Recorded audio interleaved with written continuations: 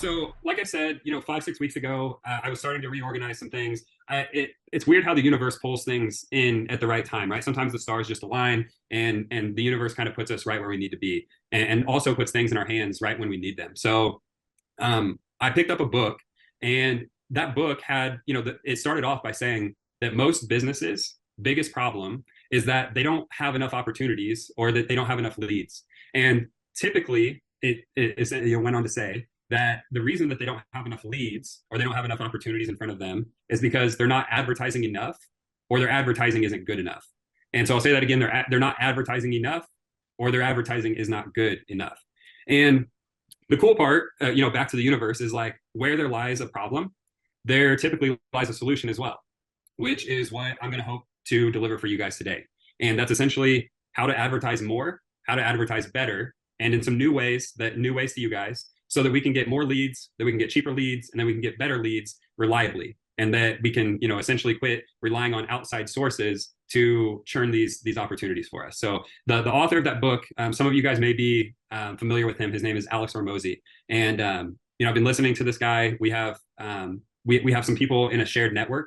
Actually, I have a business coach that was his first acquisition for acquisitions.com. If you guys haven't explored what acquisition.com is, I highly recommend it. A lot of good resources there. But what he says is that when we double our leads, we essentially double our business.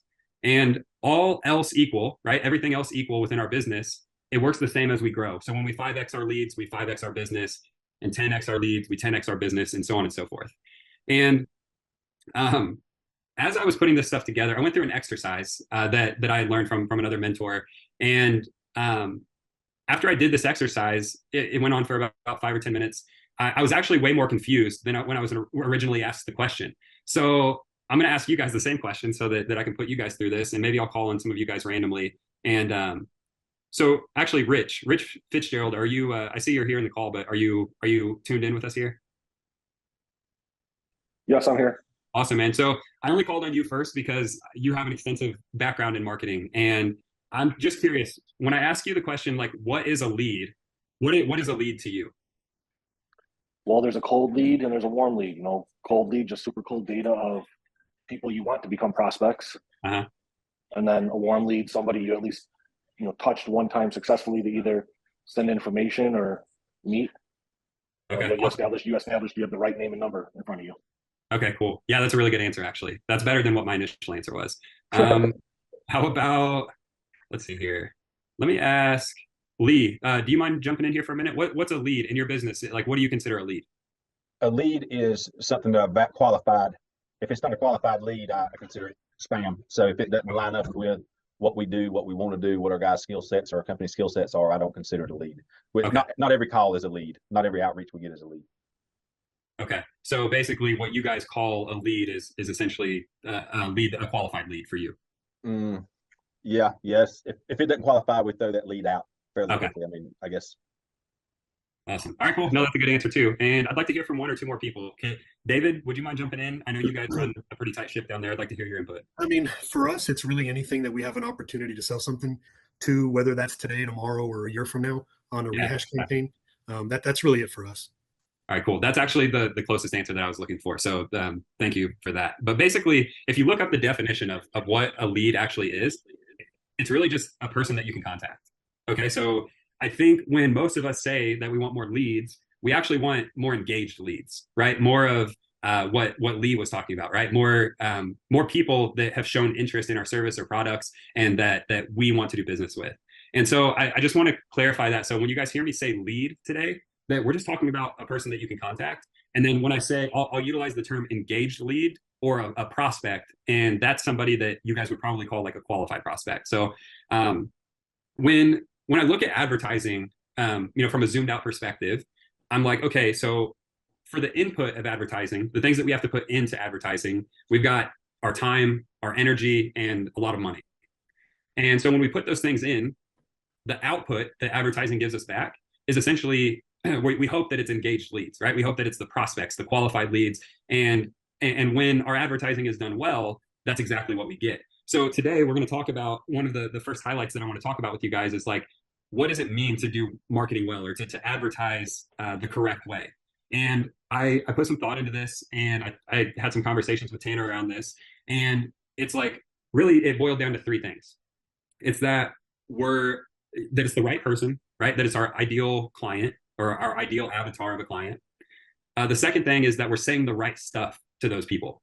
Okay, so it's like when we're advertising well, we're targeting the right people and we're saying the right things. And then the third thing is that we're doing the right amount of volume to get the correct amount of people, output from that advertising.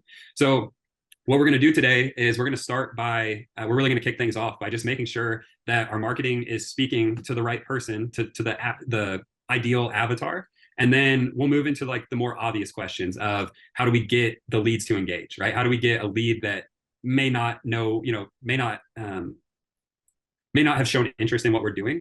How do we get those people to engage with us? And like, what do we offer them? Okay. And before we move into the actual strategies that the campaigns that I'm going to give to you guys today, all the tools that I promised, we'll just touch on, right before that, we'll touch on how to track our marketing to make sure that once we launch those campaigns, that everything's actually working. So first things first, and you guys will start to see there's a pattern here. I'm going to keep you guys interacting with me because I love the feedback. And I also want other people's perspectives outside of just mine. This workshop today is supposed to be interactive, not just me, standing up here on a pedestal. So again, let's go back to how it was in the beginning. If you guys would just unmute, obviously respect our peers here in the call, but tell me who your ideal client is, because I'm thinking of like for Safeguard Roofing, that I know their team's in this call with us today.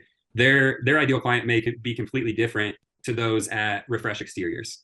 And so I just want to hear a little bit of like who you guys would like to target. And if a better way for me to explain this, or a better way for me to ask this, is probably like, if I had an inked contract right now for $50,000 or $100,000, to some of you guys that's a large job, to some of you guys that's a small job. But if I had an inked contract and I could put anyone's name on it, any specific client that you've had in history's past, like who would you choose? Who is that ideal client for you guys? And I'm going to go ahead and open up the floor. So let's have a chit chat around this. If I can interject really quick. Yeah, please. Vic Valdez once again, Alpha One Exteriors. This is the industry that I've chosen to retire in, but I've done, fireplaces. Cody and I have talked about different things that I've sold. I pretty much have sold everything under the sun. I was selling furniture door to door when I was 15. I'm 42. And I've done good at every venue that I've done. But I think a qualified lead is somebody who has an interest in what you have to offer. Yep. And you offer the best quality that you can at a fair market price. And then 1 and 1 makes 2. And that really is kind of like, that pairing. It's A, here's what I need, here's what I have to offer.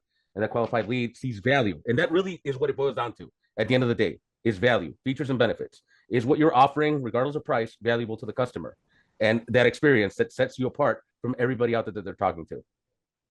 Dude, thanks for sharing that, actually. So features and benefits, I'm going to talk to that a little bit later. And there's one other thing that I'll add to that, but I think that's a really good starting point too. But like I said, I'll bring that back around. Vic, who is it for you though? If I was like, hey, I can get you any type of client right now, I have an inked contract, I can write their name on it. Is it a specific type of building owner, or a certain type of roof system, or is it property managers? Like, who is it for you? With me, it would be, and I'm speaking myself, I can't speak for Alpha One because I do have my production chief, Alan, on the call. I didn't want to single him out, but he's on here. Thank you, Alan, for joining us. But in my opinion, it would really be somebody that wants quality work done, that's willing to pay the money and appreciate my time as well as I appreciate their time. And we can see 1 and 1 and put something together for them. It doesn't really mount up to a dollar amount, which I'm not going to lie. Like in commercial, the bigger the roof, the better it is.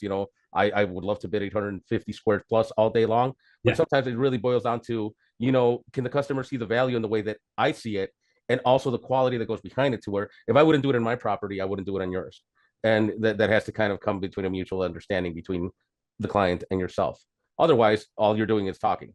Okay, so for you guys, it's not necessarily a specific, like, hey, property managers are our bread and butter. You know what? The property managers would be where I'd like to go. And one thing that a lot of people aren't focusing on, and this is kind of like something I don't bring up a lot with colleagues, is, maintenance. Maintenance is a big key to what I want to get into. Mm-hmm. Maintenance and property management, that steady relationship to where if you need something, you call me and I'll take care of it. Well, you're definitely in the right room, man. That's a majority of what we're doing with these other guys in here. So thanks for sharing. Could I get anyone else to kind of share like who your guys' ideal client is? So my ideal is kind of on a lot of him. One of my favorite people that I deal with right now, he's a property manager, but he property manages medical clinics only.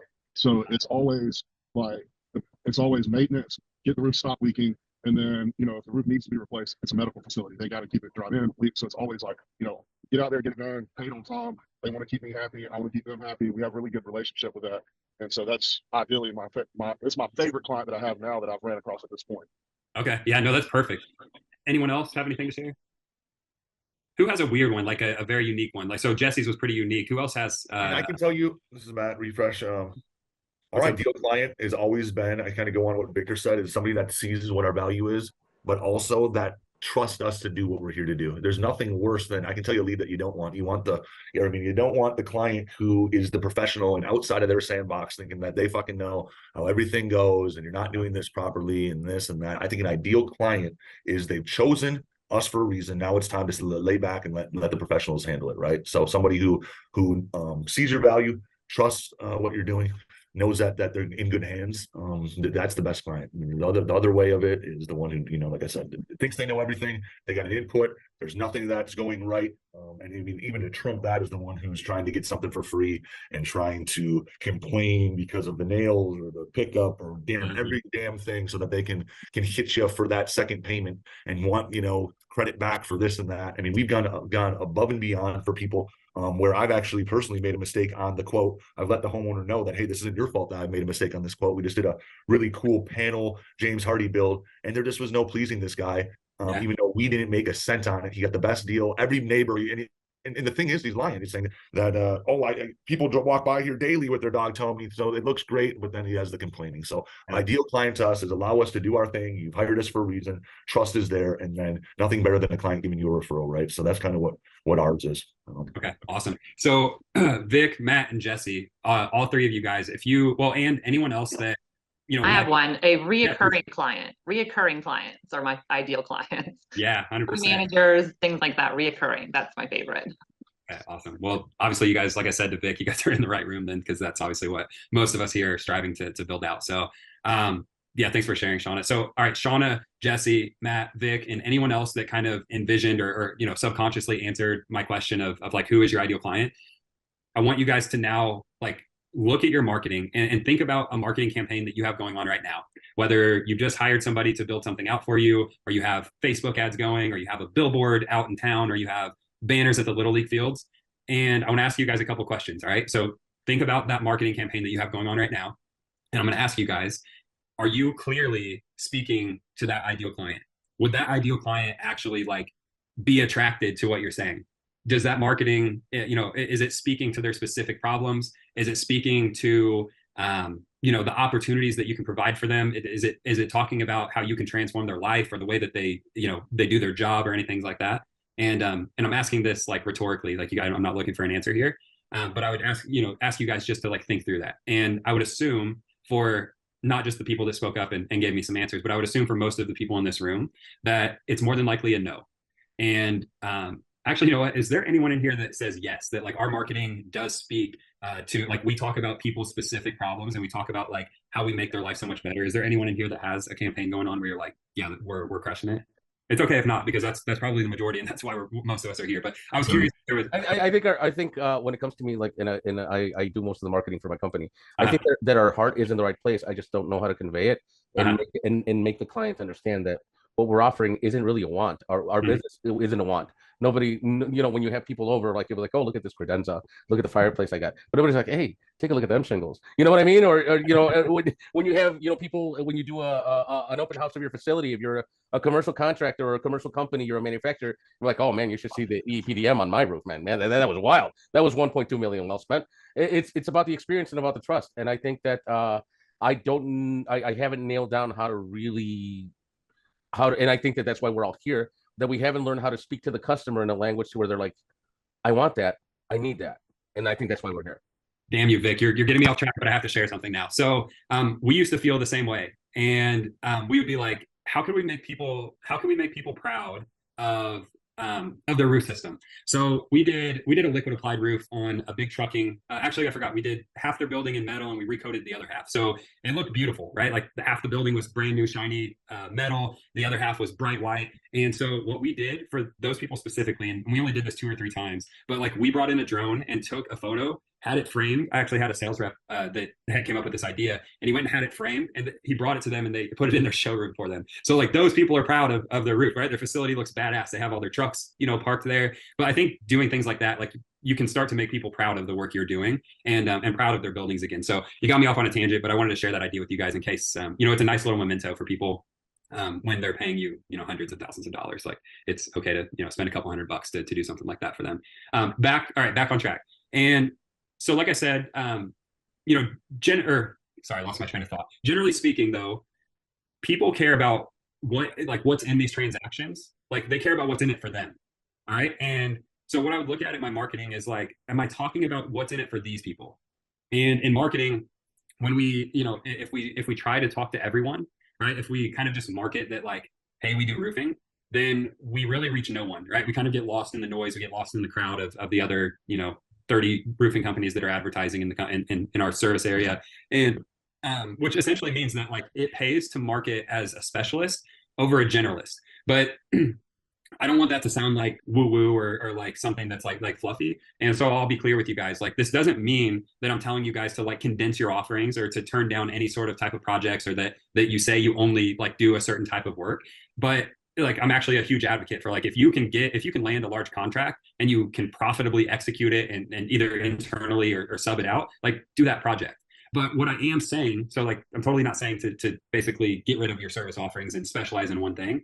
But what I am saying is like you can market and run campaigns as a specialist over just marketing as a generalist. So we can speak to people's specific issues and opportunities. And there's many ways to do this actually. So there's some of you guys actually that I'm thinking of specifically where I've seen you guys targeting property managers, right? Like I don't know if the guys from Lennox are in here. If there's anyone from Lennox, will you guys speak up? I'm scrolling through here. I don't see them. Basically, there's a company that we have as a client out on the East Coast, and they only work with property managers, they only market that they work with property managers. Now they get referrals, they take on other projects, they even do a little bit of like residential work here and there, but their marketing is tailored towards their ideal clients. They know how to sell property managers. They rub shoulders with the property managers. They're on the links with property managers. They're wining and dining property managers. Like that is their thing, but it doesn't mean that they turn other work away. I've also seen guys, for other certain types of clients, right? They set up an agent program where they work with like real estate agents and insurance agents. And, a preferred agent program. That's the words I was looking for. I've seen guys that speak about the benefits of doing liquid applied and how it can literally pay building owners when it comes to tax time, utilizing something called 170. If you guys are familiar with the 179D Act, like can literally pay building owners to put these liquid applied roof systems on their building, or they talk about, working with certain types of buildings or roof systems. So for those of you guys that would be interested in looking at like a list of people to target, I do have the first document I'll share with you guys today is basically a list of, so there's the first document I'm going to share with you guys today is a list of job titles that you could target. Okay. So just some ideas for you guys when we're starting to put together some of these campaigns later on that you guys can take a look at and be like, oh yeah, we really want to work with GCs, right? We know that we can run, we have light overhead here in our company. We know we can run, tighter margins, and we know that we could take a shit ton of work on from GCs. Maybe you're the opposite of that. And you're like, man, we've got a bunch of overhead. We want to target mostly, insurance type work where we know we're going to hit 40% margins, right? And so on and so forth. So whatever it is, like for your ideal, your ideal avatar, just scroll through here and this should give you guys some ideas. So I've got a friend named Max. And he's from this industry. He's actually a marketer in the commercial roofing industry. Some of you guys may have done business with him in the past.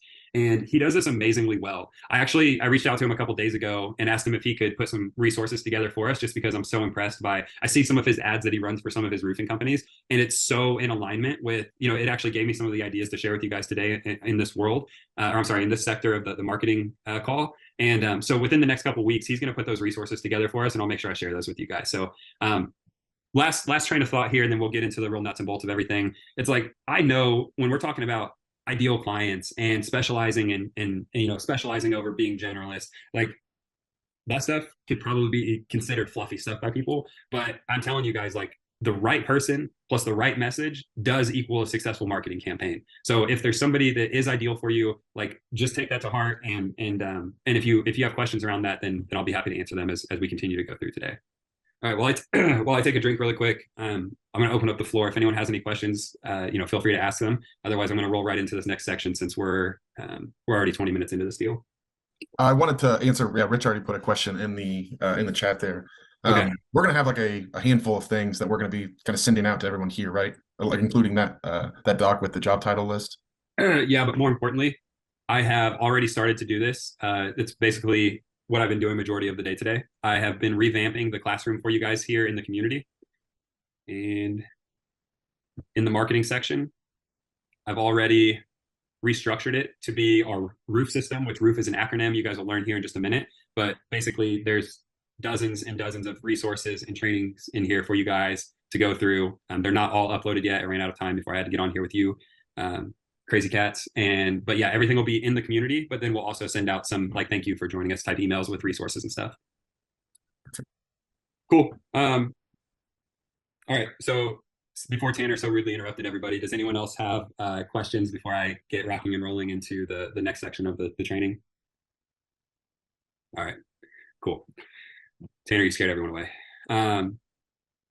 Okay, so this next part is basically how we can take leads, so lists of people that we have and how, people that we could contact, right? Whether it's people in our CRM or people that we've done projects before in the past or people that, maybe we ran leads for, but we never got the job. Like those are all leads. Those are people that we can contact. But let's talk about how we can get those people converted into engaged leads. All right, so we'll take normal leads and convert them to engaged leads utilizing two tools. Cody, can I ask a simple, stupid question real quick? Yeah, dude, absolutely. Okay, sorry to interrupt, and you're probably going to touch on this later on. I try to treat these like they're TED Talks to where the Q&A is at the end. But I think the hardest part with me is not engaging the client, is getting the proposal, sending it to them, and they are always on my back to get them the proposal. But once I get it out there, then it's deafening silence. So that's something just to keep in the back of the thing, because that's really what's bugging me lately, that I have a big stack money-wise of bids out there. But and then we will go back and forth and we will talk. I'm talking townships, big businesses. But once I get that out there, it's like, I get ghosted. So just something to to keep in mind. Sorry about that. No, dude, you're good. So we'll touch on that at the end today, because so basically the way I look at a business is like there's really like four main buckets, okay? And I guess it could be argued that there's really only three. So we have like marketing, and then we have sales over here, which is a separate bucket. But there's a bridge from the marketing bucket to the sales bucket, and that's what I call our nurture sequence. Okay, so that's the bridge we have to get people over. We have to get them from our marketing into our closing the deal through our sales process. And that bridge, essentially, like I said, is the nurture sequence. And I'll share with you what we do or what we help guys do to kind of nudge people along. So did that help a little bit, Vic, or are you cool if I touch on that in a bit? Yeah, no, that's why I said, like, I don't want to hijack the call, but that's something I definitely would like to get a little bit more info on, because I think it's not really getting somebody on the dance floor that is my problem. It's getting them to, actually break bread with me. And that really is where I'm kind of struggling. Okay, awesome. So this next section is essentially, it's like we have our core offering. Our core offering is essentially that we do roofing. We offer roofing services, right? We can do inspections, repairs, we can do replacements, we can do, rejuvenations, whatever it is, we do roofing services. But there's, some people aren't ready to buy, right? They're not ready to, they're not necessarily like piping hot, ready to write the check. And so in order to get those people still into our world, there's two tools that we've been able to utilize over the past couple of years with our clients. And I'm going to show you guys some examples of those in just a minute, but I want to define what they are. Okay. So the first tool is called a lead magnet. All right. And so that's a very marketing type term, but it's essentially a PDF, a video, or an event that you're running, essentially something that's just distributed to add value and kind of like build your credentials up with your leads. All right. The second one is going to be a promotional offer. So we have lead magnets and we have promotional offers. All right. And a promotional offer is essentially like a micro offer. It's an offer that really is going to allow you to provide an impactful service to build the know, like, and trust it takes to like warm up a client. Okay. So it's how you become their guy. And again, just to define what a core offering is, because you guys are going to hear me say your core offer. When I say your core offer, that's just the roofing services. And in marketing specifically, a mistake that I see pretty often is that people just market as roofers. Okay.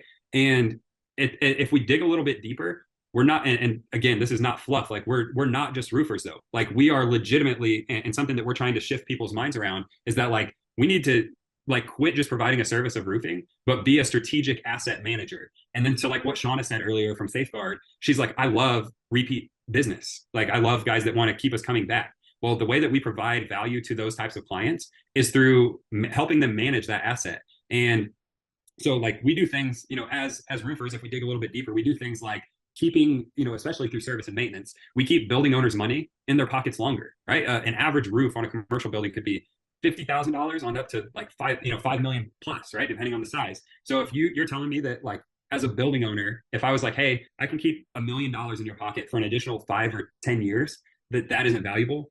Like that's insane. That like, you know what somebody can do that's business savvy with $1 million over the course of 5 years? They can turn that $1 million into a lot more than that. So that's what we can do for building owners. For property managers, we can make them look like the superheroes, right? We can make them have a higher status with their clients because they don't know all this stuff that we know about roofing, but we can become their partners and we can make them look amazing. And you know what happens when you up somebody's status? They don't want to lose you, right? It's like, I don't know, I can't think of an example, but like basically, like if you up someone's status, they're not going to want you to go away because you've made them look awesome to their client. You're going to be their best friend. And then also for those of you guys that do insurance work, which is a fair amount of you guys, we also document, like when we do things the right way and we get these roofs under maintenance contract, we document the life cycle of the roof. We know what insurance companies like to do to building owners, right? And when they go to file a claim, especially on the commercial side, they stretch those, unless you're Matt and you walk into $1 million deal, you know, you walk into a building and they have $1 million check for you. But anyone outside of Matt, like we get screwed around by the insurance companies. They stretch, I've had deals that got stretched out to 2-3 years at a time. And so when we document things correctly, while we're maintaining roofs and servicing the roofs, like that is extremely valuable. Okay. And for if a building owner ever suffers a claimable loss. So, you know, most of the market, like I said, you know, statistics say, and yes, I know most statistics are made up, but I did actually read the statistic, 3 or 4% of the market is ready to buy now. 96 or 97% of the market's not. So most people don't even know that they have a roofing issue. They don't even know that they have an opportunity in front of them, right? They don't, back to the 179D, they don't know that they could, you know, essentially get paid to put a roof system on their commercial building. And they might even be unaware of problems like if they had hidden leaks or, you know, like I said, you know, tax beneficial roofing options or even like the maintenance and service stuff that can save them money in the long run. You like I said, keep that money in their pocket for an additional 5, 10, 15 years. And just offering roofing services through our marketing just may not be enough to grab someone's attention if they're not looking for a roofer. And so they need to know what's in it for them, because if you guys remember to what I said 10 minutes ago, it's like people care about what is in it for them, right? What's in this deal for me?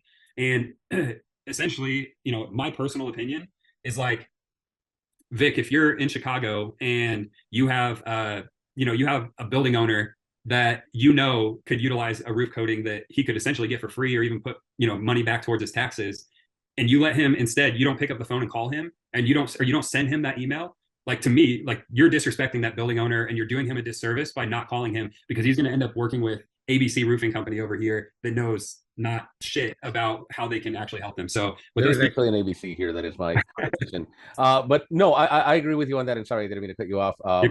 But no, you're very right, because you know, and I take this from the mouth of my owner EJ and my production manager Alan. It's like, I'm not here to spend your money. I'm here to create a relationship and to help you save and maximize the resources that you have. Like nobody wants to spend, you know, 6-7 figures on a roof. But if you're gonna do it, you know, we're gonna soften the blow. You know, try to do a monolithic situation for you. And once again, the 179D is a beautiful way to get into the door. So that is kind of where I'm coming at, to where it's like, you know, romancing the customer, but after that, it's you know, it's kind of an uphill battle. So it's like, hey, you know, I put all my cards on the table. Why aren't you biting? And that's kind of the thing. Like I found a fishing spot with a lot of fish. Fish aren't biting. But yeah, no, I agree with you 100%. Thanks, Vic. And so with that being said, like that's where, so I'm going to tie this back in. That's where a lead magnet and a promotional offer actually comes in. Okay. So it's like a helpful hand reaching out or a resource to your ideal clients that says, hey, like we understand you have a lot on your plate, but here's a way that you can stop leaks, or here's a way that you can extend your roof's life, or here's a way to keep money in your pocket longer. And so if this stuff's making sense to you guys, I just want to make sure I'm actually resonating. Will you guys if this is making sense, will you guys put a 1 in the chat? I'll just look to see if we've got some 1s coming through here. And if you're just go ahead and say it. It really is making sense. Like simplify it, and you're doing a great job at that. Thank you. Thanks, man. And so, yeah, and I see these coming through. So thank you guys for appeasing me here. So by offering a lead magnet or promotional offer, like I said earlier, we're not just targeting those ready to buy. We're really reaching out to a broader audience. And like I said, saying we're here to help, whether you need info right now, or you need a professional inspection, or you need us now, or you need us later. And when people find your lead magnet and they see your offer, they're more likely to choose you when they are ready, right? If you provided some sort of value now. And then, basically in summary, like your core roofing services are crucial, right? People have to know that we're roofers. They have to know what we do, but a lead magnet and that promo offer, like that's what's going to help you guys connect with potential clients, even when they're not actively looking. So it's just kind of the first step in building a long-term relationship. And now I'm going to give you guys some examples and show you some of the stuff I'm going to share with you guys. So first we'll go through, I have like four, I think 1, 2, 3, 4. Yeah, I have 4 lead magnets. So I'll give you guys some examples here. And here's the first example of a lead magnet. And we can all thank Tanner for this one. He had this made for us last year. So this is the first example of a lead magnet. Okay, so this is something that we could either run ads to, or that we could have our canvassers pass out. It's just a resource for this one specifically is for property managers and building owners. So I'm not gonna sit here and bore you guys with all. I think there's 7 or 8 pages here, but I'll give you the high level. So it like basically just goes through, and its intention when we built this was to shift the mindset of like, it's not that it's going to cost me money to, it's not going to cost me money to maintain my roof. It's essentially going to make me more money and save me more money. So we like I said, Tanner put most of this together and had it sent off and made it look all pretty for us. But benefits of partnering with a roofing contractor, managing your company's roof, deciding on the right property needs, setting up a roof maintenance plan, how to find a qualified contractor, and conclusion. So light bulb moment, like obviously when we give stuff like this to people, we want to steer them back to us. So if there's when I give this to you guys, if there's things you want to change, or obviously add your logo and make it proprietary to you guys, do that, right? The whole point is that you want to be providing value to these people. Like, don't give them this guide with our information on it, right? Like I'm not out servicing roofs. I'm still on a non-compete, but nonetheless, like you guys need to make this your own. So this is something that could provide value for those people, right? And here's another one. So this is a big one, right? So this is a moneymaker. This is going to tell them, does anyone here spray Henry coatings or put down Henry coatings? We did until last season. Our rep wasn't really favorable, so we haven't. But if you go on my webpage, Henry Coatings is on there. Yeah, so Henry was really good to us while we were in business. 99% of my business was standing seam and trapezoidal metal standing seam systems. But in the rare scenario that we couldn't do a tear off, we would lay down Henry silicone. And they came out with this resource document on the Inflation Reduction Act, which is essentially what I call 179D. And it explains how you can get a grant. I don't know if it's technically a grant, but you can get money from the government benefiting you on your taxes, like a tax refund, up to like $4.85 a square foot. And those of you guys selling coatings, like, you can do a coating for that. So like it's a free roof, or if not, maybe some of you guys can do it even cheaper. So correct me if I'm wrong, Cody. I'm sorry, man. I feel so bad. I don't want you to think I'm hijacking your you're good, man. Here. But I've heard that if it's 25% or less, that 179D tax maintenance guideline will apply. If even if R&R is 25% or less. Yeah. Yes, you're right. 100%. That is correct. So you're saying, well, hang on. You said if 25% is removed. Yeah. So let's say it's 100 squares. If 25 of those squares have to be removed and then replaced, that still qualifies. 25% or less qualifies as maintenance, which allows for 179D. That's wait, explain that again. I think I missed something there. All right. So Lee and Cody can correct me if I'm wrong. What I'm going with is that when you do like a Henry, or I use Tri-Built, when you do something like this, there are times where some of the roof is going to be damaged or marred to a point where you have to replace it. Yeah. So if the surface that you're working on, the surface that you're bidding, if 25% of that surface or of that roof or less needs to be replaced, that still qualifies as maintenance. So you still can, obviously we're not tax professionals, we're roofers, but we're GCs. So if they approach their accounting firm, if it's 25% or less, it still falls under that 179D, which they can write off on their taxes. Am I correct? You tell me if I'm wrong, but that's the way I understand it. That's the way I understand it too. And like I said, it's up to, like, as of January of this year, it used to be last year $1 $1.80 or $1.60 a square foot. And then this year it jumped to $4.85 a square foot, which there could be some fine print in there that I overlooked, but that's the number that I saw, which just like was asinine to me. I'm willing to compare notes with you. So let me look it up. So because obviously that's how I make my money too. So I got to make sure that I know what I'm telling the customer, because I don't want them to be like, hey, you said that if I talk to my accountant, I could be able to do this. And then we're like, well, you know what? You are what you leave behind. And I don't want to leave behind any animosity for misinterpreting anything with the tax code. The content that I read and I digested was what you guys are looking at right now from Henry. So I'll share that document with you after this call today, and I'd love for you to kind of go through it and give me some feedback too. So Cody, you're the man. Yeah, this is right here. It kind of breaks all the different categories down. There's the 179D, and we won't do that here on this call, but if you guys want to take a look at it, that's just another example of how we can provide value to people though, right? It's just an informative type of resource that you guys can share. And then these next two are so awesome. And I wish I knew the guys that owned this business. I actually just stumbled across these. They are a client. I mentioned my buddy Max earlier that does marketing in the commercial roofing sector, and they're clients of his. So I stumbled across them on his website. But here's one that they're actually utilizing on the residential side. And so I'll share this with you guys. I mean, it was like public knowledge. I found it on their website. And so I'm not sharing anything proprietary here to these guys, but I guess it is proprietary, but not private information. So it's essentially like, how can you choose the right contractor? And if you read through the content here, everything they talk about steers the client to want to work with them. And they talk about all these things they do. And, it's like, if I read this as a homeowner and I knew nothing about roofing, I'd be like, oh, wow, like these guys are really going to take care of me. So not only do they have this version, which I thought was awesome for the residential side, but they have a commercial version, which I'll kind of scroll through quickly for you guys as well. And so I'm even thinking like, not only could you guys run, ad campaigns to these types of things to bring people into your world, not only could you, pass them out at marketing events and different events that you guys go to, whether it's local meetups or whatever, but I'm thinking like even doing your drop-ins or your walk-ins, right? When you stop into buildings, leaving, a well put together book like this, it's just like something that 99% of other guys, how can you differentiate yourself? This is definitely the way. So maybe you guys can take a little bit of what they've done, combine it with the version that we created internally here at Commercial Roofer, and that's beautiful. And I think the only thing, and then I'm going to shut up after this because I know I'm eating up some of your time. But I talk a lot. I used to coach sales teams, but I think in marketing and sales, I always tell people like if I wouldn't do it in my home or my own roof, I wouldn't do it in yours. You are what you leave behind, and if you're not willing to man up to what you leave behind, then don't even quote it, don't touch it, walk away, politely say that's out of my spectrum. Which I've had to do, and I don't like to do it. I don't like to look at a job and be like, yeah, I can't do it. But sometimes you have to. But but when I agree to do something, and on behalf of Alpha One, I'm really writing a big check with my mouth right now. But as kind of like the person behind the wheel right now with the company is, if I wouldn't do it in my own property, I won't do it on yours. And if I wouldn't allow it in your property, I wouldn't do it in mine. That's pretty much how it goes. Well, that's also just being a good human. So good on you. All right, cool. Yeah. So that's the 4 examples of lead magnets that I'm going to give to you guys. All right.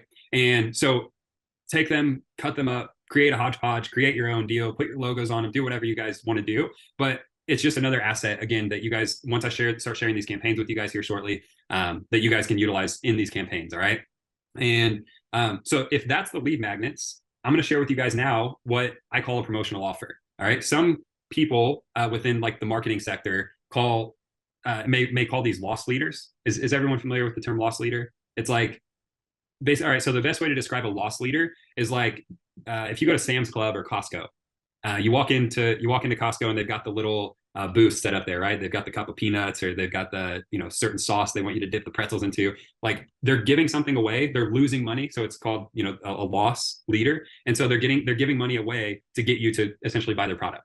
And so for me, I'm like, okay, I could never really get with the taking a loss. So I started calling them promotional offers, because it may not be huge money makers, but there's things we can do within our roofing business to bring people into our world. And I have 2 little sayings around these lead magnets and promotional offers. And the first is like, the reason we utilize lead magnets is because people that will give you their time now are more likely to give you their money later. Okay. And so I'll say that one more time. People that are likely to give you their time now are more likely to give you their money later.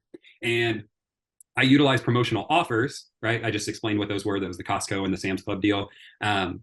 Because sometimes it just takes giving a little bit to get our foot in the door and to kind of create that, spark that relationship with a helping hand. So an example of a promotional offer, this is, I can't remember who we built this for. One of you guys maybe here on this call, if I built this for you, feel free to speak up. But this is essentially an offer that our client could take to property managers. And here's the offer right here, actually. Property manager roofing and claims masterclass. So they're going to perform a masterclass. They're going to do what I would call like a lunch and learn, taking you from property manager to your client superhero. And so we outlined basically the entire offer. So you guys could, let me zoom out of this a little bit. You guys could take all of this, right? It's basically like, what are the benefits of having you come do a lunch and learn? What do they get from you coming and doing that lunch and learn? They get access to your, us going out and doing comprehensive health reports on your buildings, priority rapid response service, warranty extensions on your roofs, and so on and so forth, right? All these things that their clients would benefit from. And then I would ask you guys to put in some real results, right? So if you've ever worked with a property manager before, put in, just some case studies essentially, and then join us, right? A final invitation. Now, what I would do with this information is I would take it to Staples or I would send it to Vistaprint, and I would have some sort of like a beautiful flyer created. And then I would distribute that flyer via email, via, dropping it off at property management companies and so on and so forth, so that you can get your foot in the door and you can go deliver a lunch and learn. Okay. And has anyone here done lunch and learns? Is there anyone on this call that's actually ever went to either a realtor's office or an insurance agent's office or a property management office and taught anything about roofing? Not about roofing, but I did it about insurance when I was a mortgage broker. Okay. Oh, okay. Yeah. Mortgage brokers do it all the time. It's really popular in the real estate space. Oh yeah, no, I used to host like every month and a half. I just open up the office, have people show up, and I buy the pizza, whatever they wanted to eat, and I would educate them on what really comes by buying a commercial or a residential property. So Vic, do the exact same thing about roofing. It works the exact same. Cut and paste. I'm down for it. There you go. Is there anyone else on here that's ran a lunch? I have. Yeah, we do. Rich has. Okay, cool. Awesome. So this will be familiar to you guys, but basically what I did is not only did I outline like an offer for that lunch and learn, but if you guys continue, once you get this tool or this little outline here, we put a strategy together on how we would get this to the property management companies. Okay. So we have a strategy that's a multi-touch strategy, right? So we'd send out a couple pieces of direct mail. We'd send out those flyers. We would do something that we call a 3D mail letter, which it's all described down here. I literally wrote all of the emails and the scripts and everything for you guys. But it's all literally for you guys to cut and paste. Okay. So you can, obviously you'll have to have your flyers made. You'll have to, have the postcards made, but everything you guys need is here. Now I would say, read through the letters, read through the emails, make sure that it's, sounds like it's a voice from your company rather than my voice. But there's a starting point for you guys. And then you'll notice if we still don't have if we've gotten no response from the property management company after we've sent the letter or the direct mail, the letter, the 3 emails, we're going to follow that up with a call. And then if we still don't hear, we'll send a canvasser over there to follow up on it.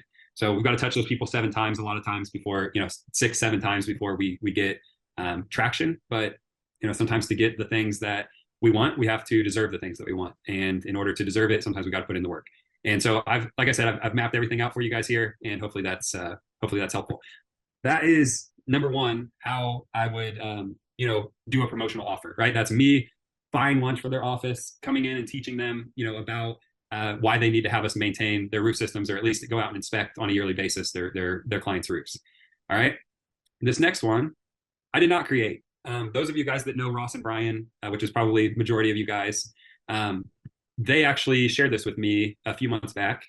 And this was the exact class that Brian, when he was at Best Roofing, would go into property management firms. He'd do the same thing. He'd do a lunch and learn, and he would teach this class, right? And there's literally, I don't even know how many slides there are. There's probably 60 slides here, but it is literally everything you guys need to basically teach a roofing class, right? Everything you need to know about commercial roofing, but we're too afraid to ask. And again, this could kind of work for either building owners. It was designed for property managers, but nonetheless, I think you could kind of shift it. But it's great because it really is like infused with humor all the way through. If you guys know Brian's personality, if you've had a chance to spend any time at all with him, he's funny as hell, and it shows through here, right?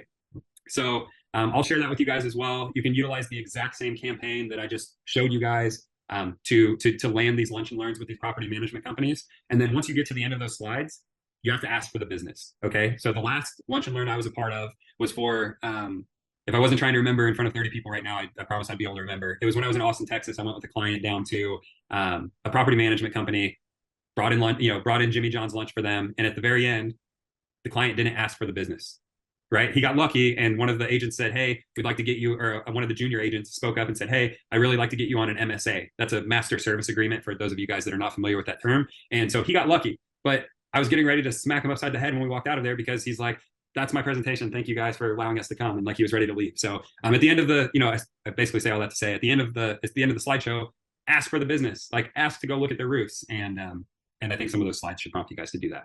Now, last thing I'll say on promotional offers, actually, it's not the last thing, it's the second to last thing I'll say, is something I had never thought of, so I don't want to take credit for this, is when Brian, my partner, was working at Best Roofing and going out and doing these lunch and learns with that slideshow, he actually got accredited to give CE credits to property managers.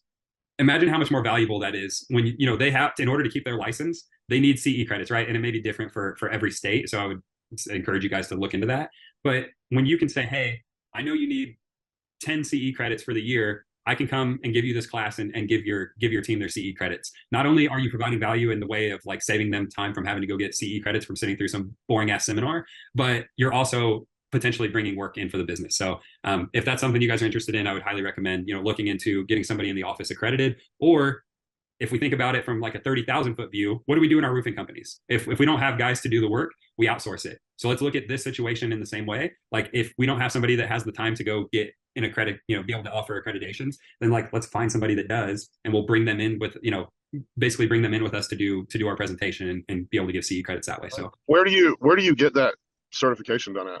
It's going to be, it's per state. So you'd have to look at, for you guys, like you'd have to look at Georgia and see, just search like property manager accreditation for property management course or something like, like Google something, and I'm sure you'll figure it out. If you can't figure it out, Jesse, or you guys can't figure it out, let me know and I'll ask Brian what his process was for that. Jesse, you're also always welcome to reach out to me. I'm pretty good at digging into rabbit holes, so I'm trying to expand. So odds are whatever you want to know, I will eventually have to know. So you're more than welcome to. Right. Okay, cool. Appreciate it, man. Awesome. All right. So those are promotional offers for property managers, right? Lunch and learns are kind of my go-to. And for building owners, it looks a little bit different. Okay. So let me see if I can pull this over.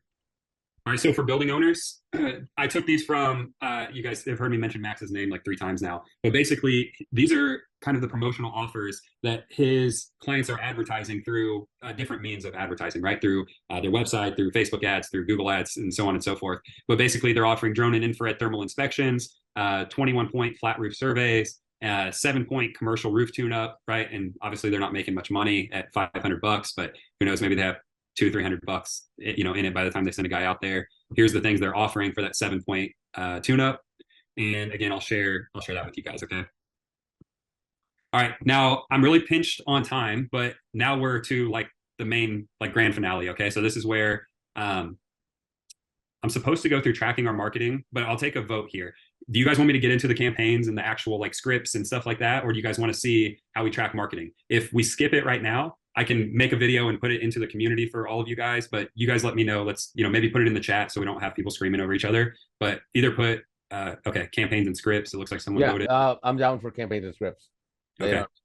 Cool. Sounds good. Then, campaign script. Yeah. I want to hear the campaign. Cool. Then I'll share. And Jesse, we want the campaigns and script. I'll share the tracking.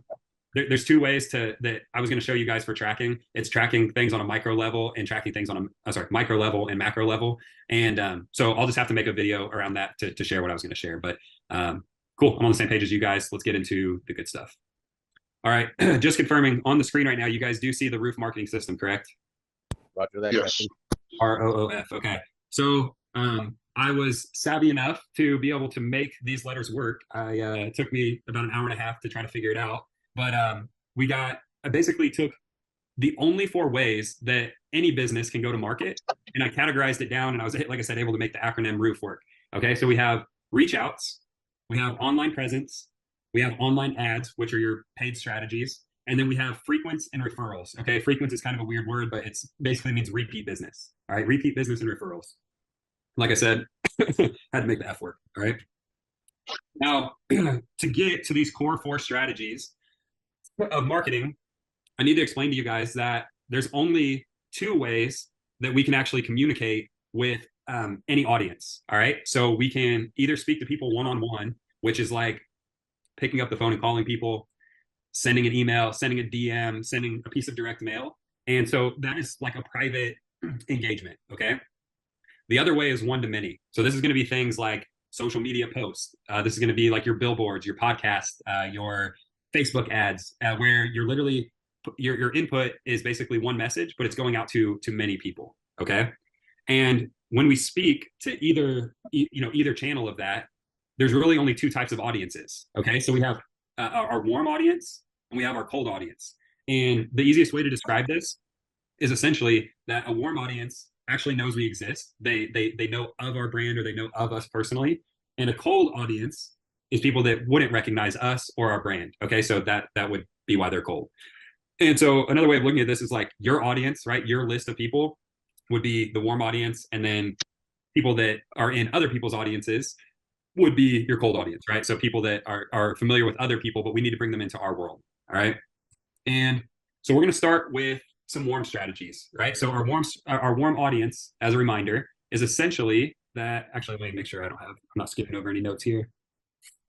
Okay, cool. Yeah, as a reminder, our warm audience is really just people that could be past clients. It could be people that we've ran leads for. And again, just people that know we exist. We don't necessarily need to know them, but they know of us in some way, shape, or form. All right. And so there's 3 things that I'm going to talk about when it comes to marketing to our warm audience today. And so it's doing reach outs to our warm audience. I'm going to talk about online presence to our warm audience. So this is like essentially your audience on social media, if you have one. It could be your personal Facebook or LinkedIn, or it could even be your business page. And then selling past clients into service agreements. All right. And I know I'm down to like 10 minutes here, so I'm going to go through this quickly. And then, I won't be offended if anyone has to hop off here. I told you guys 90 minutes, but I'm going to keep rocking and rolling so that I can get this on recording and then I can send it out to you guys. All right. So number 1, let's jump into it. All right. Warm reach outs. It's basically, like a warm reach out is basically when we make one-on-one contact with our warm audience. Okay. So again, just not to beat a dead horse, but it's people that know us. And this could be, like I said, the past clients, the prospects, and, maybe it's people we ran an inspection for, or just people within our personal network. And reaching out to that list, right? Reaching out to those people from our past is super effective because the obvious of them knowing that we exist. But just like most people don't do it, right? We have these massive CRM lists in our CRM, and they just sit there. We don't do shit with them. And we don't want to be that business. Okay. We need to do some sort of nurturing for that list because there's money in that list. All right. And even for those of you guys that have not ever sold a commercial job yet, right? Maybe we're on the journey of just locking down our first contract. Even you guys have a warm audience for selling commercial. All right. Even if you've never done commercial work before. And what I mean by that is essentially that like anyone that you've done work or, done business with or done work for, they either work somewhere, or they have a family member that works somewhere, or they have a friend that works somewhere. And so like with that in mind, like these warm reach outs, they can come in, through different vehicles, right? They can come through calls, they can come through text, they can come through emails, that you can send direct messages to these people or leave voicemails. And like I talked about earlier, like you can either let them know about a lead magnet or a promotional offer, like, right? You could offer them something that's a softer approach like that. Or you can let them know about your core offering, right? You can say, hey, we're moving into commercial roofing, blah, blah, blah, blah, blah, right? And so in the beginning of doing any sort of warm outreach, then, reaching out to our warm audience, it can be a little bit slow because most of the time it's like us doing it because we're the ones that like sold the jobs or, maybe we have an employee do it, but it's just like one person in our office that's going to do this for us. However, since people we're reaching out to at least know we exist, it does make it super reliable, right? Even though it's a little bit slower of a process. But I'm going to show you guys exactly what you can say to those people, right? The people, old people on your list. And this is going to also work for you guys if you have 100 people in your CRM, or you have 10,000 people, or you have 100,000 people in your contact list. I just think it's important to share with you guys that in order to scale this, you will need to either utilize automation or more employees to make it more efficient. And I am currently doing this myself right now. Okay, so we have a list. I've taken probably 400 calls with roofing companies over the past 2 or 3 years. And we're starting to do this at scale. Okay. It started out where I had somebody literally sending, one message at a time. Like I said, that's usually how it starts out. And now we're scaling it. And I was going to show you guys how I'm doing that, but again, we're pinched on time. So I'll just tell you the system or software that we're utilizing is called Go High Level. Okay. So Go High Level, 30-second synopsis is it's a marketing CRM that allows anyone in my team. Jesse, actually, you still with us? Yeah, I'm here.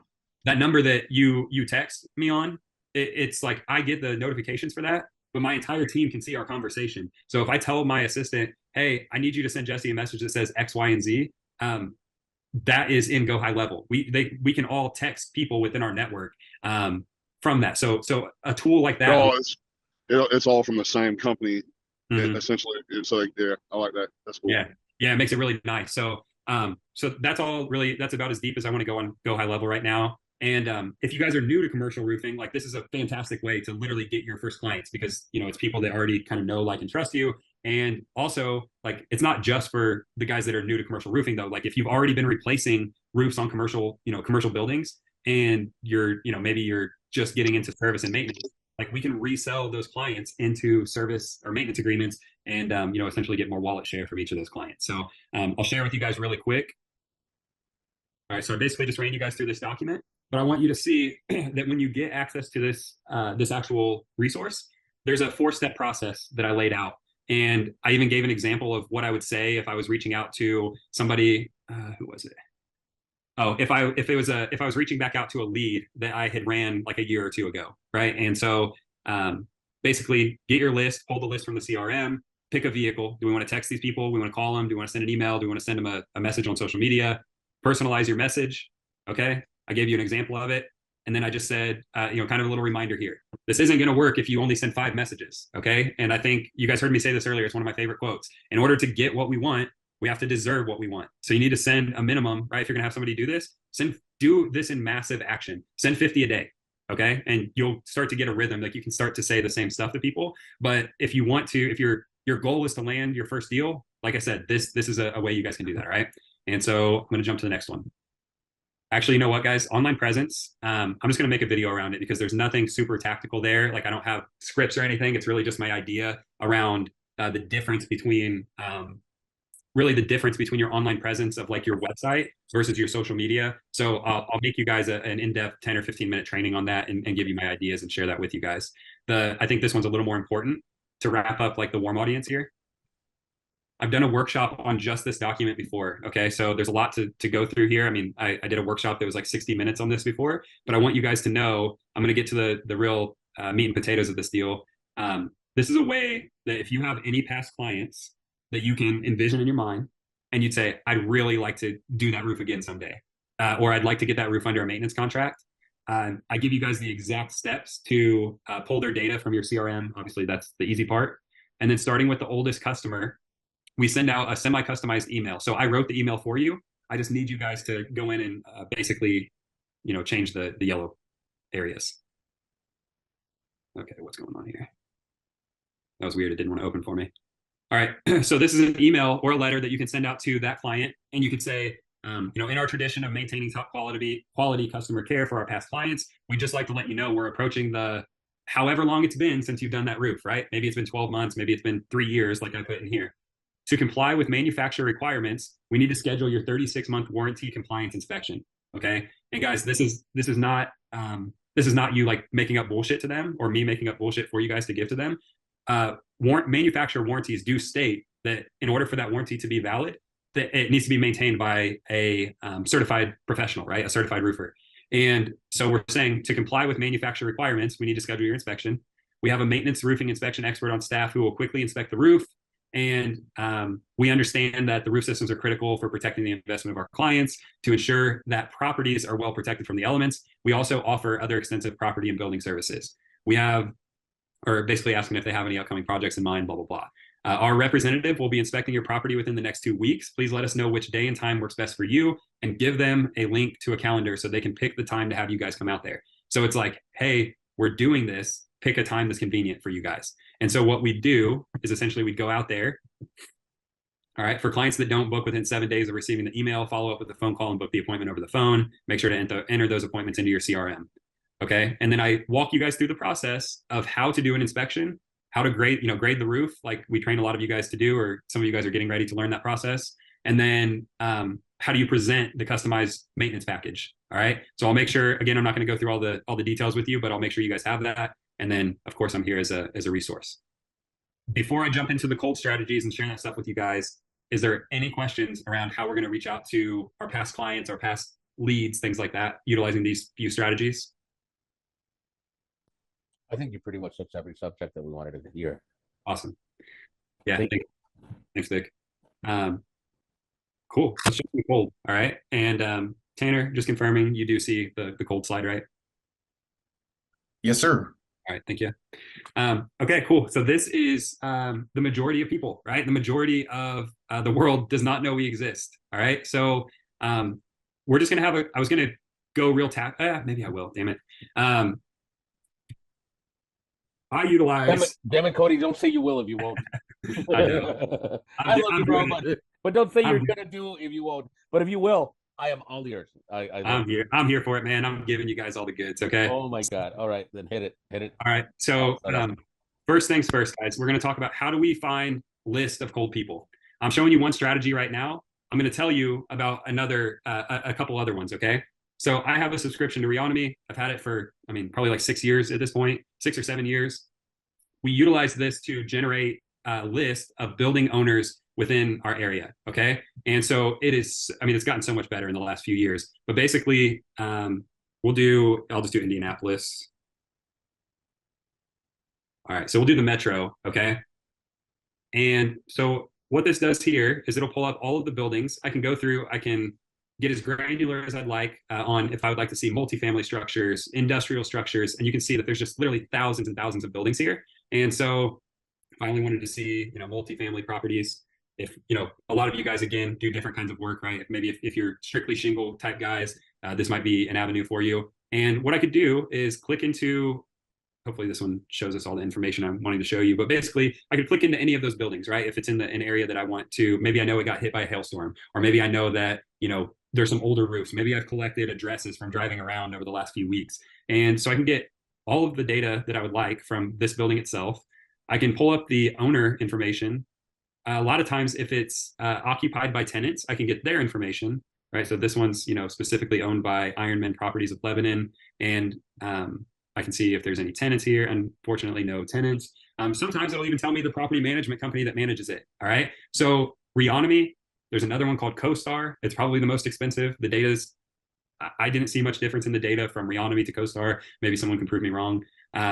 Property Shark is another one that we've utilized in the past. And Prospect Now we've utilized in the past. So there's really 3 ways in total that we can essentially find leads. All right. And the first way is buying access to data, like I just showed you guys through the services that I just listed: Reonomy, Property Shark, Prospect Now, CoStar. Another way is that we could put some elbow grease into it, right? And we could do it ourselves. So we could go to Google. We could type in Indianapolis property management companies. We could type in, commercial real estate agents, Indianapolis, whatever the case is. But we also have a tool that I need to share with you guys. There's some of you guys already using this called it's called DigiKnock, but it's basically digital door knocking. So we can scrape leads from social media by putting in a little bit of elbow grease. And most of you guys, right, those of you guys that are private clients of ours, you guys have access to this tool, or I believe most of the people here do, right, Tanner? And so the way that this works is that we could type in, I'll just do hotel. I know I'm a part of some of these groups, so we'll try this. We could go into groups like this that have, 22,000 people. Now, the thing about these 22,000 people in this hotel motel owner group is essentially that they are spread out all across the country, maybe even across the world. So what we could do is we could utilize Facebook's own search features, and we could type in, we'll do Dallas, Texas. Oh, interesting. So, okay. So plan B, of course, technology is not wanting to work right now. So plan B is essentially that we could go to members near you. All right. Now, the magical thing about Facebook is I can tell it where I'm located.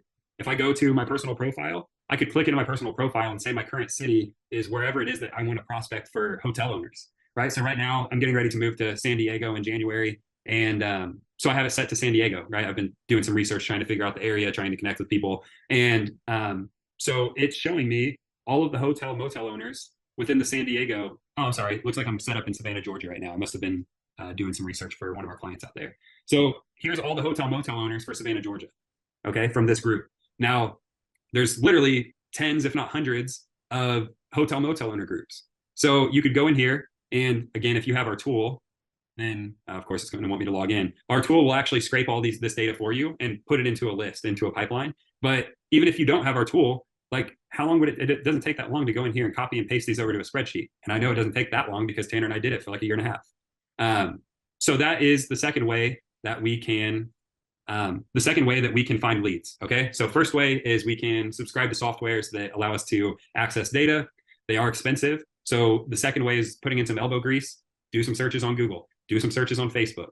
The third way is that we can buy lists, which this is a little unorthodox in the way that like you never know how good the data is going to be, but you can buy lists through places like Listbroker or mylistsource.com. And there's if you just Google list brokers, there's tons of companies that do it. But those are really the three main ways that you guys can get lists of cold people that we can then advertise to through these methods that I'm getting ready to share with you guys and bring them into your world. All right. So that was kind of a really important part that I just needed to share with you guys. Now I've put together strategies for doing, setting up cold call centers internally. And I'm going to walk you guys through those right now. All right. So here in the community, there's a section under reach outs that says cold call. All right. And if you go to the resources section, I have scripts and how to overcome the objections. Okay. So there is nothing that's like mind shattering here, right? It's very simple, actually. It's like, hey, Tanner, it's Cody from ABC Commercial Roofing over here in Indianapolis. Just going through my old list here in the office. Do you know if you guys have any leaks or if you guys have had anyone take a look at the roof recently? We tested this and here's all the responses that we got, that we got the most. Okay. And then looks like I forgot to write a response, how to overcome this objection, but I'll get that one in there too. And so the responses that we received was like, yeah, we just had someone look at it not too long ago. So I wrote exactly what you should say back. We don't have any leaks currently. We're good for now. Exactly what to say back. We did have a few leaks recently, but they've already been fixed. Okay. Exactly what to say. And so on and so forth, right? Through the rest of these rebuttals that we got. And like I said, it looks like I overlooked writing one of these. So I'll take a few minutes and write that in for you guys. That is the cold call script. Here's the most important part. Now, you guys did not get, you guys would have saw this earlier, but there's different tracking sheets for every single method of having your team start to do some of these things. All right, so this is a tracking sheet specifically for doing cold calls. Okay, who was the point of contact? Who's the company? What's the address? What city are they in? What was the phone number we called? Did we dial it? That's supposed to say date dialed, and there's not supposed to be any check marks here. But nonetheless, you guys can all you have to do is hit the backspace, and it'll take this away. Was it a bad number? Right? If it's a bad number, we don't want to call it again. Did we leave a voicemail? We weren't able to get anywhere, but we got an email of who we need to reach out to. They answered, we booked an appointment and what date we booked the appointment for. Okay. And then put some notes in here. So again, really simple stuff. It's just a matter of actually doing the work, right? Getting people to pick up the phone and dial the numbers. The way that we get the numbers is through those lists that I showed you. All right. All right. Email campaigns. We have cold email templates that I put together for you guys to literally copy and paste.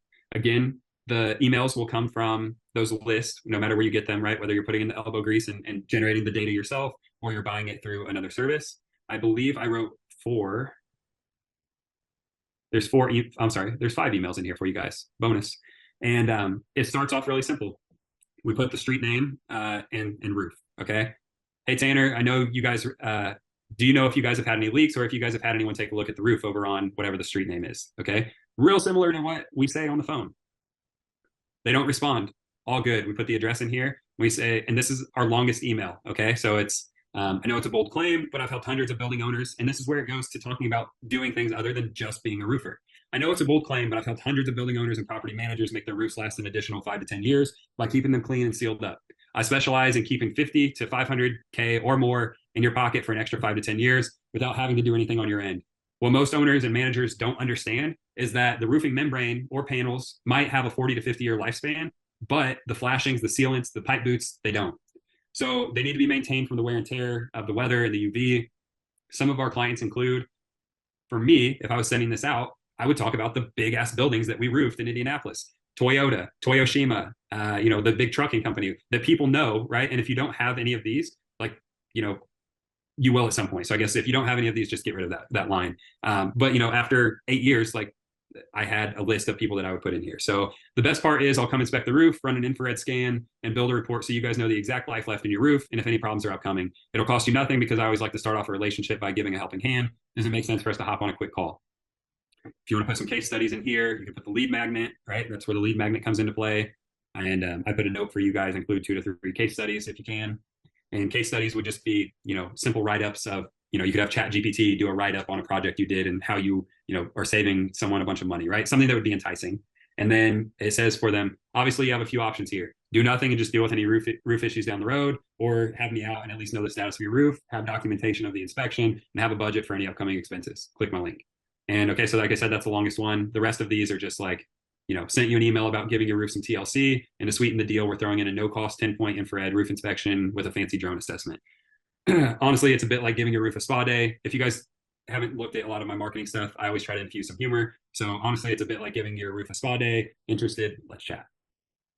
You might want to jump on this. Remember the other email about the address of the property? Well, we're up in the ante, 100% free drone flying, infrared scanning, problem spotting assessment. It's kind of like having a crystal ball for your roof's future, because we think you're worth it. Let me know if you're good for it. Right? These are just friendly emails.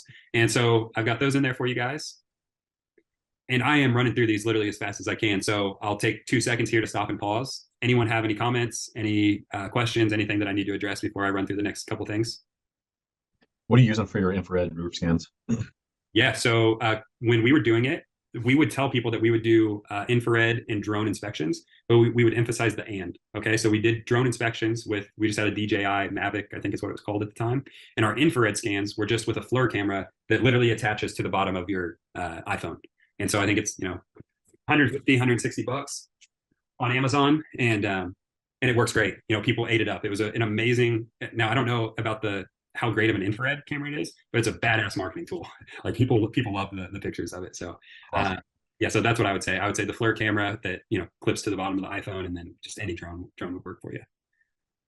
Cool. I'm going to keep rocking and rolling, guys. Okay. The heaviest portion of this cold outreach, reach out stuff is here in canvassing. And I'm just going to show you guys, rather than going through the 1, 2, 3, 4, 5, 6, like 7 or 8 different pieces of things I put together for you. I just want you guys to know that it starts here with the psychology of canvassing, because it can wear and tear on somebody's brain. It can really beat a person up if they're not essentially ready for what they're walking into, or if they don't have the right mindset. And so if you have the right mindset, it can be really fun. It can be like the best job in the world. But it's also way easier on the commercial side. I would also say it's way easier on the commercial side than it is for any of you guys, beating down the doors on residential. Way more conversational and not as intrusive, I'd say. And then I have canvassing talk tracks for you guys. I also put together an entire guide that we call the Canvassing Playbook. All right, so there's literally everything in here. So this is kind of a high level overview of commercial canvassing.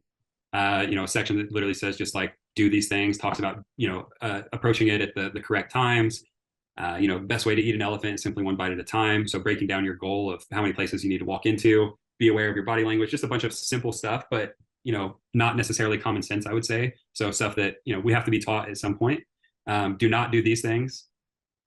It all starts with a plan. So I talk about how do we put together our canvassing plan, so we're not just going out all willy-nilly, driving all over town, burning gas. And then talking about how to approach it, how to approach gatekeepers, how to get around gatekeepers, how to sidestep gatekeepers, and then word tracks, okay? And how to overcome all of the objections from I'm not interested, the owner wouldn't be interested, we've tried this before, we already have a roofer, how long will this take? Is this like, are you guys like another company that stopped in here? I don't have time for this, send me an email, right? And then where are all these documents at? Yeah, Jesse, I actually just uploaded. I mean, these have been like scattered throughout random places and mostly living in my Google Drive. But if you look here in the classroom, like you can see my screen right now, right? Hold on, let me pop it up. It keeps moving over. Yeah, I can see it now. Okay, cool. So you go to classroom, go to marketing, and I just restructured all of this stuff for you. So it's all here in the, it's all of the canvassing stuff is here in reach outs, okay? Perfect, cool. All right, awesome. Yep. And all right, sweet. Let's jump back to the slides. So I'll give you guys, again, all of those canvassing tools. I showed you the main ones, but there's also a bunch of other videos. They're older videos that, It's funny. I look back at some of the older videos and I'm like, oh man, should I delete this out of here? But then I watch it and I'm like, oh, I'd really, I want people to know this. So who knows? Maybe I'll remake all the videos in there at some point. But for now, just deal with them not being super professional and just take them for the content. Now, I don't have anything to show you guys for this last part. All right. So it's called the top 100. And the reason I don't have anything to show you for it is because I've never actually done it myself. It was an idea that was shared with me yesterday. But I felt like it was so powerful that, the guy that shared it with me runs a $65 million a year roofing company, does about 10 million a year in service. And what he says they do is they keep a top 100 list around their city of all the buildings or property management companies that they want to work with. All right. And I've read, there's a book talking about the Dream 100, but this is a little bit different. Okay. This is a little more tactical. And so what he says is every time a weather storm, a weather front comes through, they are sending emails and calling these 100 people. Okay. These building owners, these property managers. And he said, the idea behind it is that, is it a lot of work to call these people every time a big storm rolls through? Yeah, it sucks, right? We've got to call 100 people. But their roofers, whoever's maintaining their roofs or whoever they typically call, are probably not doing that. Okay. They're not calling them every time a storm rolls through. And so it's a differentiator, putting yourself in a different category. And I loved it. And I just wanted to share that with you guys. Okay. So, like I said, I'm not sharing this with you from a place of where I've actually done this before, like I have with everything else I've shared with you guys today. But if you take nothing else away, I would say take that away, because that is like such a tactical move and action oriented move. You guys could keep a list of all those dream properties around the city. And implementation. So I kind of alluded to this at the very beginning of our call today, right? 2 hours ago. And there's a story in that, at the beginning of today's call, I talked about a book I read, and the author shares a story in there, and he says when he was running his business, his Facebook ads quit working, right? Facebook ads, they really took a change around 2021, 2020. And he said, so he called up his mentor, and the mentor was like, yeah, we've shifted back to actually running flyers. And so we're running flyers and we're putting them on people's, windshield wipers or whatever it was. And so he's like, awesome, I'm going to try that. So he gets off the phone and he goes in and he goes to Staples or Kinko's or wherever, and he orders 300 flyers. Goes out that afternoon, him and a couple guys that he works with, they put these flyers all over people's, vehicles. And he said it was crickets. He waited a couple days, still crickets. Nobody was calling into the office. And so he calls the mentor and he's like, dude, I can't believe that's working for you. Like, we didn't get shit from this. And the mentor's like, well, that's weird. Like, yeah, we got like 5 leads this week from it. And so he goes, how many flyers did you guys put out? And he's like, dude, we put out a lot. We put out 300 flyers. And the mentor, he kind of laughs and he says, that's hilarious, man. Like, he's like, we test with no less than 5,000. And then once we figure out what flyers work the best, what messaging works the best, we scale it to 5,000 a day. So he was literally doing 17 times less than what the company was that made it work. So I share that with you guys and saying that, like, there's power in numbers. And a lot of times when we feel like we're doing a lot, when we feel like, holy shit, we're sending 300 messages or we're making 300 cold calls this week, it's nothing in comparison to what someone else is doing. And so, take what you will from that story. The second thing I want to share with you on implementation is leading indicators versus lagging indicators.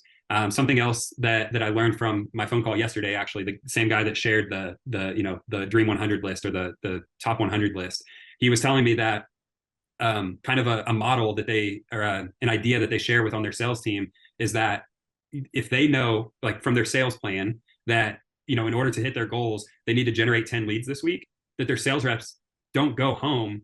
They don't go home without getting, their lead for the day or their 2 leads for the day. That, like, they know that, like, hey, this is the goal. If I don't hit it, it doesn't mean that at 5 o'clock my day's over and it's like, too bad, so sad, we didn't hit our goal. It's like, our goal is our goal is the target, and we're going to hit the target no matter what. So I liked that idea. I wanted to share that with you guys as well. And then last portion of this implementation deal is, like, attending today is great. I appreciate your guys' time so much. And, like, to give me 2 hours of your time, a resource that we'll never get more of, I can't tell you how grateful I am for that and how honored I feel to, like, share this stuff with you guys and help you implement it over the coming weeks. But there's a difference in just showing up to this today and not putting in the time and effort and the additional hours to actually put this shit into your business and start to implement it. So I'll leave you with a couple final thoughts. And it's just kind of some of these are in conjunction with the implementation tab I just shared with you. But it's like, whoever's going to do this on your team, whether it's you or an employee or you're bringing in someone new to start doing cold calls or sending emails or whatever the case might be,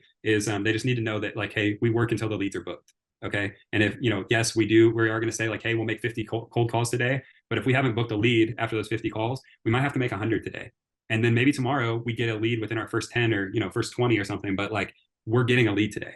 And so that's the first thought. The second thought is really that you need to structure your days in a way. I heard an analogy. I feel like I keep referencing all these things for you guys, but it's good stuff. So if you look at your calendar like a glass jar, the things that are important you need to think of as like the big rocks. Okay, and I might butcher this, but essentially all the BS that fills our day and pulls us in different directions, that's the sand. So if we put the important things in our jar first, we can pour the sand in around it, and it'll usually, it'll fill up the jar, the sand will fit, the rocks will fit. But if we let the sand fill the jar first, there's no room for the big rocks. Okay, so structure your days. The big rocks go in the jar first. Make this stuff your big rocks over the next couple of weeks if you guys are, if you're struggling with lead generation or generating some opportunities. And then I didn't quite get a chance to share, metrics tracking with you guys or building like a daily checklist, but I'll make sure that all of this stuff is in the community within the next week, so that, I'll have to find some time on my calendar to record that section of this training that I missed today, but I'll make sure that you guys have that, right? And that's a very important part for whoever's doing this work, is just making sure they have a daily checklist and they have the metrics. So that concludes today's training. I kept you guys here, a half an hour past when I said I would. If anyone has any Q&A, I'll stay on for like 2 or 3 minutes and answer that. Otherwise, you guys have a good evening, and thank you so much for coming. Thanks, Cody. Yeah, this is really good, man. We're looking forward to getting into this with our team. Sweet, Eddie. I really appreciate that. And then if you have specific questions, we'll work through those on your guys' one-on-one calls. Yeah, for sure. Because Adam and Andrew weren't on this, so Jan and I were just really looking forward to kind of getting a good overview, and this was great. And we'll start digging in. Okay, cool. So this is what you guys were looking for then on the marketing side, right? Yeah, because we got to start to support those guys, and but the service side of it is really going to help our team. So I can already tell the difference in the way they're having conversations about stuff. Cool. Well, that'll be great. And then also, I only shared, on the warm and cold stuff, I shared the stuff that I thought was going to be like the most helpful for people. But to be honest with you, we have a lot of stuff being rolled out for even like, I know nothing about online ads, right? I've never really been a guy. All of the way we generated opportunities in my business was literally all reach out type stuff, right? It was all outbound. And so that's just the world I've always lived in. That Max guy that I've referenced, 4 or 5 times today, he's going to help put some stuff together. And then I also have Tanner on my team, who is honestly a paid strategies whiz, who's going to actually like put together an entire structure. So if you guys need help with any of that, like we can have conversations around any of these categories with you guys.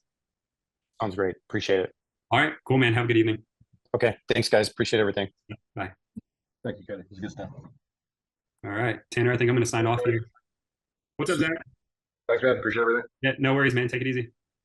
David, I think he just left. I was just gonna say I messaged him back. I realized he sent me a direct message about 10-15 minutes ago. Who was it?